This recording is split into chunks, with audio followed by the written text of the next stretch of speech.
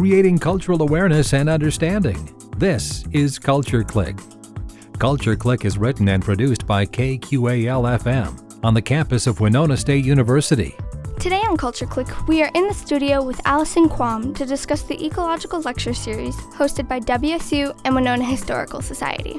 We talked about what the series is about, how it came together, and who all was involved. This is KJ with Allison Quam on Culture Clique. So I'm here in the studio today with Allison Quam, who is a librarian here at WSU. How are you doing today, Allison? I am well. Thank you for reaching out to me to schedule this interview. I appreciate it. I'm really excited because this is a kind of interesting topic. So to start off, so we'll today be talking about the Ecological Lecture Series that was being co-hosted by the Winona County History Society and WSU and a bunch of other helpful sponsors. So to start off, I want to ask, what exactly is the Ecological Lecture Series? Yes, thank you for asking. So it's part of a larger grant project that we received funding through the Minnesota Arts and Cultural Heritage Fund, through a grant-funded appropriation to the Minnesota Historical Society. People often refer to it as the legacy grants. And so we applied for a Heritage Partnership Grant, Winona State University and Winona County Historical Society. And through this grant, the biggest part of the grant was to have a reconstructive vegetative map of Winona based on an 1855 land survey. And one of the lectures that we hosted talked about this project. St. Mary's University of Minnesota Geospatial Services, we contracted them to do this project, and they presented a few weeks ago on that. That lecture was called Mapping Ecologic History in the Driftless Area of Minnesota. So that was the big part of the grant. The other parts of the grant was to be able to digitize resources that highlight the unique features of the driftless area of Minnesota, and then also to have ecological experts talk about aspects of the driftless area or other things that we could connect to our understanding of the ecological history. And so we've had 6 lectures. Tonight is our last lecture, and each of the different speakers talk about some different aspect of the ecological history of the area or of the region. Last night we had Eli Sagor, who talked about Minnesota woods, and he was able to apply his knowledge of Minnesota woods to aspects of the woods that we would find in the driftless area. Okay, that seems really interesting. So quick question, because I myself am not sure, and I bet some other people might not be. What exactly is the driftless area of Minnesota? Yeah, that's a great question. So saying driftless area is, the one way to think about it is that over hundreds of thousands of years, there were different glaciers that have came down into North America, and when the glaciers came in this area, or in Minnesota and Wisconsin and further south, they would kind of flatten the landscape. They would bring what we call drift, so boulders and rocks and other materials, and then as they receded, those things would stay on the landscape. Well, this part of the area, which we call the driftless area, it covers it's found in 4 different states. So Minnesota is the smallest chunk. The biggest part of the driftless area is actually in western Wisconsin, parts of Illinois and Iowa. And it's, as far as we can tell, we don't see glacier deposits in this area. And so that's why it's often referred to the driftless area. The more scientific term for the area is Paleozoic plateau. So often you'll hear scientists and people who study aspects of the area, they'll refer to it as the Paleozoic plateau. And the thing that makes it really interesting is that you will find species in the driftless area that you don't really find anywhere else. And so we have a unique biodiversity in terms of plants and insects and other animals that exist here that are not really found in other places. And so the hope of this lecture series and of the reconstructive map is to help people see and understand and learn about the uniqueness of our area, and then hopefully that'll lead to action to protect it and to conserve and to make sure that we're making decisions that protect this just incredible area that we live in. Wow, that sounds really amazing. I mean, I knew all about the glaciers being in these areas. I'm from Wisconsin, so I kind of knew a little bit about that. But yeah, that's... Yeah, I mean, it's pretty interesting. There were 4 different major glacial events over the last... I don't have the exact number because I am not a scientist by any means. I'm a librarian with a literature background. And so if any scientists listening and I get the facts wrong, they should definitely chime in and correct me because we want to make sure the information is accurate. But there are 4 major glacier events. Some of them did come into the area, but the last one that we have some record of or some research has been done is what people often refer to as when they talk about the driftless area. Okay. Sorry to have cut you off. I apologize. Oh no, you're totally fine. If you have something to say, go ahead and say it. I'm just here asking the questions. So you kind of touched a little bit on it when you answered the last one, but why is it so important to talk about and learn about this type of stuff?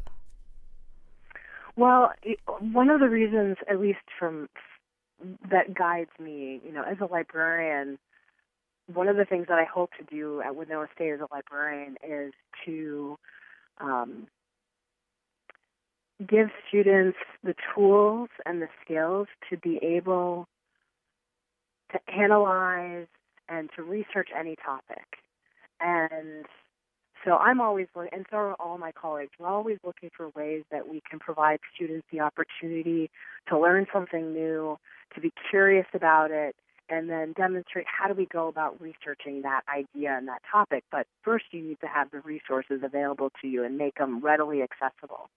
And so with this ecological history, this reconstructive map, which I need to give credit, the idea for that map actually came from Andy Bladorn, who is the curator of collections at the Winona County History Center. He found this land survey in his museum's collection, and he started thinking about, well, what are ways that we could use this map to give opportunities to the community. And so he and I had conversations about it, and that's where this idea bloomed from. And so the thing that's really great about it is that the St. Mary's team took that map and they used their skills within the geoscience systems, and they created this map that allows us to imagine this place at least the way it looked, or the way that surveyors documented it looking in 1855. And so they have made this map very accessible, and it helps us to imagine that data in a new way, which can lead to other questions. And so as a librarian, it fits into everything else that I enjoy doing, which is presenting information or tools to students that helps them imagine and come up with other questions. I kind of see it as a catalyst or a touchstone for other opportunities. And so, even for the greater community, thinking about how this map can help us all imagine the way this place might have looked in 1855, and then how much we've changed it in that time period. And what does that mean for us as humans and our relationship to the land and relationship to the environment? And knowing this information, what do we do with that now? Do we do nothing? Do we make small changes? Do we advocate in different ways to our local governments? What do we do with that information? So I just see it as my way of, and not just mine, but the universities and the historical society's way of presenting information to the community and then asking them to think about it and maybe take it and do something more with it. Yeah, that sounds amazing. I really hope that we do more with what we have available now. So that actually kind of makes me question. So the curator found the map, and all of that helped create the map that shows what it used to look like. Is that how kind of the whole lecture series idea stemmed from, or where did the idea for the lecture series start? Well, one of the things that, being at Winona State for such a long time, I see as part of our mission statement is to provide opportunities for the greater community to learn new information and to develop curiosity about topics that we may not have an opportunity to learn about. And so that's where this lecture series came out as, this is part of the university's portion of the Heritage Partnership Grant, is to develop this lecture series and provide an opportunity for the greater community to be able to attend. And so we proposed the idea to the Minnesota Historical Society to include this lecture series as part of the grant. And they really liked the idea of this grant being, we have a resource that we're creating, which is the vegetative map. We also digitized the land survey. It was an 1862 transcription of the original land survey, so we digitized that. And then we also digitized these 2 botanical specimen books, which were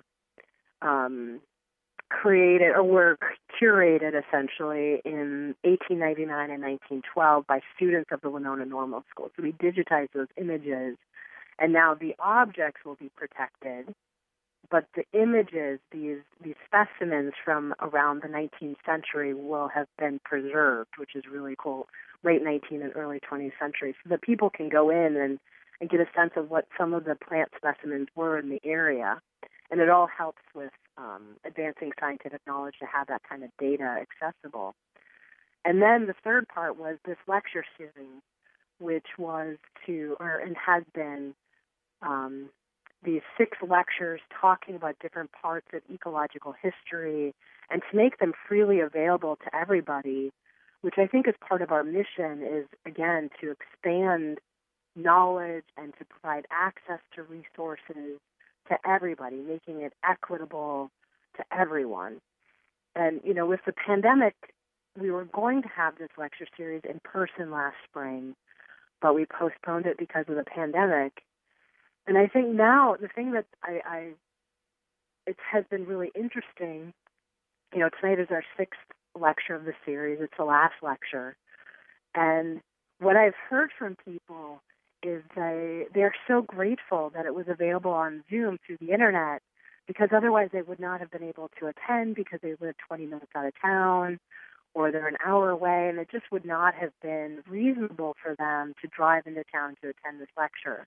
And so it's really opened up access to people to be able to attend these lectures. And then the other part is that we were able to record the lectures, which we could have maybe done when they were in person, but it was a little bit more manageable when it was already on Zoom. And so we're archiving these lectures, and they'll be available through the Open River Digital Repository, which is through the Winona State Library. And then anybody can watch these lectures at any time they want. And it feels like such a tremendous gift by getting this grant that we can then give this information back to the community for as long as we possibly can, which is really remarkable. I think people are gonna, if they haven't seen any of these lectures yet, I think they're gonna really enjoy them. All the speakers have been really wonderful and have given us such a great resource that we get to use hopefully for a very long time. Yeah, I'm glad that you guys were able. It's sad because, I mean, obviously you kind of want stuff like that in person, but it's good that a lot more people were able to join because of Zoom. And then, like you said, you're recording it, so they can, because I was going to ask later if people hadn't seen it, if they could view it later, which obviously, if you want to view it at some point, go to the library. Yeah, so we have, if people are wondering where to find this, the easiest way right now, I could explain all the different clicks that you could go through, but if a person Googled Open River as one word, Winona.edu, they will find it and then look for lecture events in the Ecological History Lecture Series. Or they can just contact me or anybody in the library and we can direct them. Right now we have 3 of the lectures up. We'll have the next 2 up very soon. We're working through editing them and making sure the captions are correct, because that's also really important, is to make sure the captions are there for accessibility. And then all of them will be up and available through the Open River repository within the next couple weeks is what we're hoping. So what I've been saying to people is, if you missed the whole series, you can binge watch them when you're done with school in May. And what a great way to spend your May is to listen to lectures. It'll be a total of about 6 hours. So I think great binge watching opportunity. Nice. Yeah. Guys, stop binge watching stuff on Netflix. Go watch something educational. Yeah, exactly. And learn about the area where you live. It's very unique in that we have this collection of speakers here to talk about this part of Minnesota or even different parts of the region. I feel that we're very fortunate that we have had this opportunity. So, speaking of the different lectures, you mentioned that there are 6 of them. What were the varying topics between each lecture? Yeah, so our very first lecture was with Diane Wilson, who's a Dakota writer, and she talked about her work with seeds and heritage seeds and how important different plants have been to the Dakota people. So that was our very first lecture. And then we had someone from the Minnesota Department of Natural Resources. His name is Mike Lee, and he talked about the plant species that are rare plant species in the driftless area. He had spent time doing a survey down here, and so he talked about the plant species one would find specifically in our Winona County, Houston, and Fillmore counties, and Wabasha counties. And then we had the St. Mary's University Geospatial Services team. They talked about the big part of our grant, which was the reconstructive map of the city of Winona based on that 1855 survey. And so they go through the process and talk about what that process looked like and how they put together the data to create the final project, which was the story map. And then we had a Gregory Edge, who is a Wisconsin DNR staff person, and he talked about disturbance ecology and civil culture in the driftless area, but specifically in the Wisconsin side. And he talked about oak savanna and woodlands.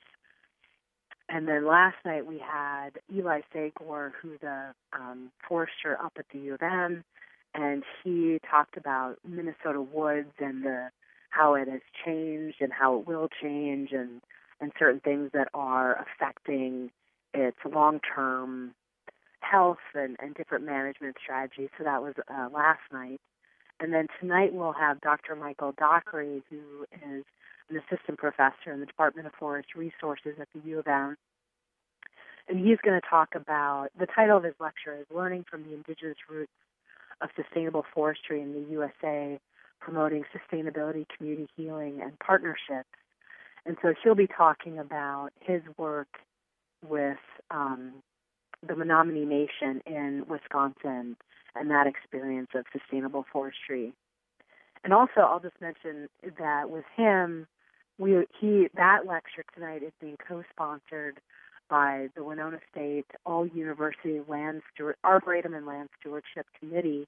And so because of that, we're not only going to have the lecture tonight, but he's also going to do a social hour on Friday at 6:30 where we can have a conversation with him. So anybody can attend that and then be able to talk directly with Dr. Dockery and just have a conversation about his presentation tonight or other things. And so that'll be another really good opportunity for people. Awesome. That sounds like a lot of fun. We'll throw it out there for the listeners real quick. This was recorded on April 21st, so it will already have passed before you get to listen to it. But no, that's still really cool because, you can't go listen to the lecture. You can just binge watch them later. Yes, absolutely. It'll be a lot of fun. I may even do it. I may even watch them again, even though I've watched all of them many times because I'm editing them. Oh, editing is so much fun when it comes to lecture stuff. It is, but I'm learning so much about Adobe Premiere that I feel pretty proud that I'm figuring some of that out. So sometimes it's good to have these experiences where you're doing something from work and you have to learn a new skill, and it feels pretty good. Yeah, I've since I'm a mass comm major, I've become very familiar with Adobe Premiere. Yeah, I bet you have. I for my film class, I just finished editing a 15-minute movie that took well over 20 hours to edit. Oh my gosh, I mean, these lectures are about an hour, and so I'm not doing anything real complicated with editing them, but I'm just trying to, make sure that long pauses are cut out, and we had some technology issues, so I've kind of edited some of those things out, and it's been interesting, and awesome. I feel pretty proud that I figured it out, so it's good. Pat on the back to you for doing that. Yeah. It can be hard, trust me. So you mentioned that this was originally going to be last year. How long did it take to put all of this together? Okay, so we started, sorry, I'm just thinking about timeline. Pandemic has kind of altered the way I think about time. We submitted the grant to the Minnesota Historical Society in January of 2019, but we had begun the planning process in fall of 2018.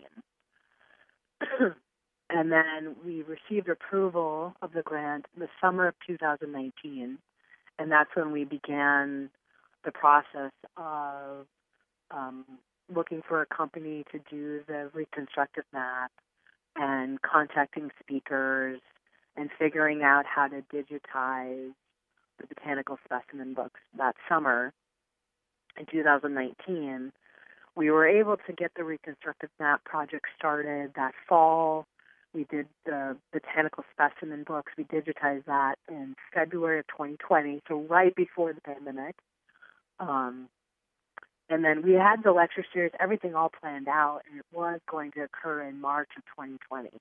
And so, thankfully, all of the speakers were very sympathetic and empathetic and were willing to reschedule. They were all of them were so easy and accommodating and flexible. I really appreciated that.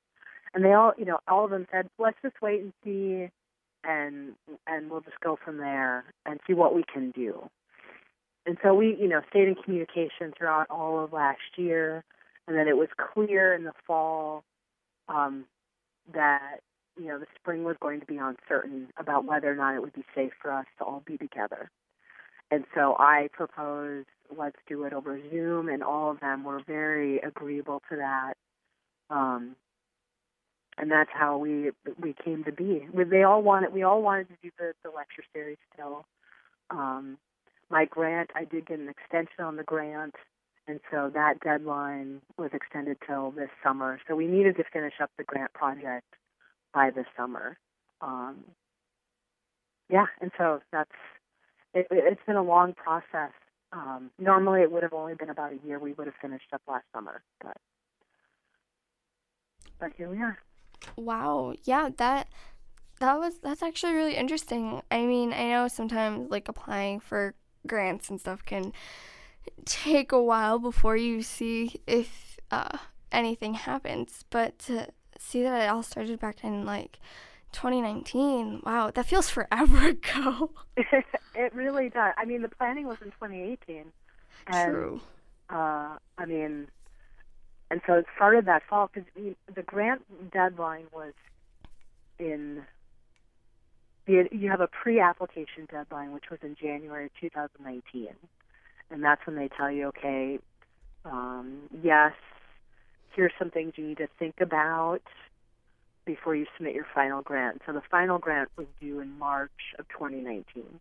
And so we had months of preparation and writing and communication between the Historical Society and us to figure out the logistics and where is the partnership and how are we going to work this out, who's going to be kind of in charge of the project. And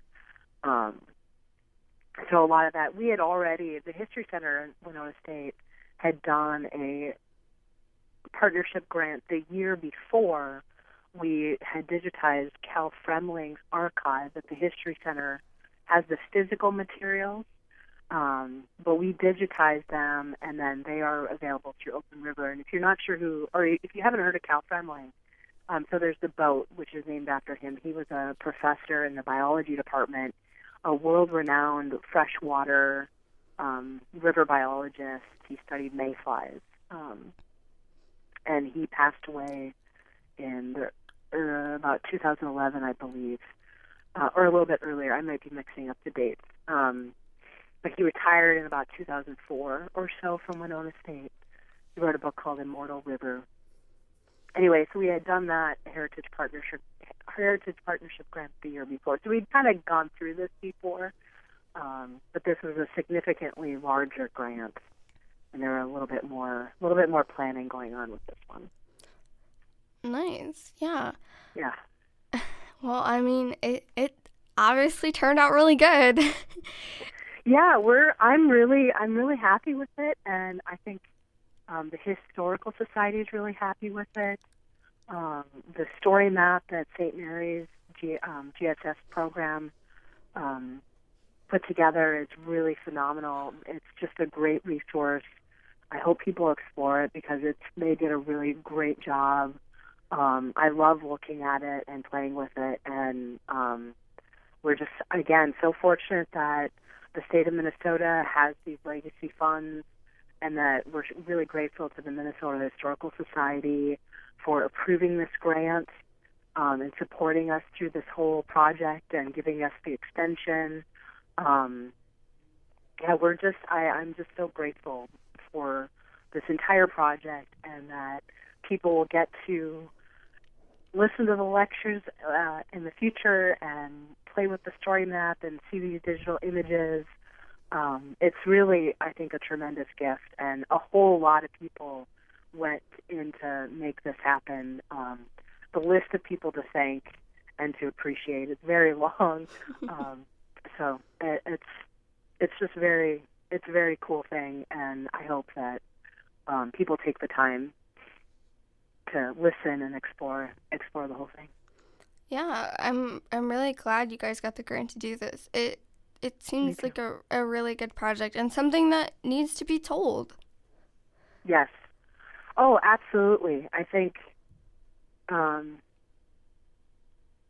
are plenty of resources out there to help people learn about our unique ecologic history here. There's a whole lot of really good stuff out there. And the hope that we have at the library is that we can start to collect some of those things and put them together to make it easier for our students and our community to learn more about it, so that maybe it'll lead to other projects and other ideas that will just make this place even better to live in and to protect all these great, beautiful, and unique resources that are here. Yeah, I really hope anyone who watches the series takes something away from it. I hope so too. I'm thinking that that's happening, but And the other thing that's really, I think, important that I keep thinking about is that I and everybody else who's been involved in this project, we may never know how this has inspired people, and I think that is just fine as long as it's inspiring people. Yeah, that's actually really amazing. Yeah. So after seeing how well this has turned out, even amidst pandemic, do you guys maybe plan on doing something else that's similar or anything like this again in the future? We don't, as far as I know, I don't have any plans. And I haven't heard of anybody else in the library or the History Center right now. But I think we're all really open to opportunities that will come up. And hopefully, maybe in the future, we will see or plan something else similar. But as of right now, we don't have any plans. Okay.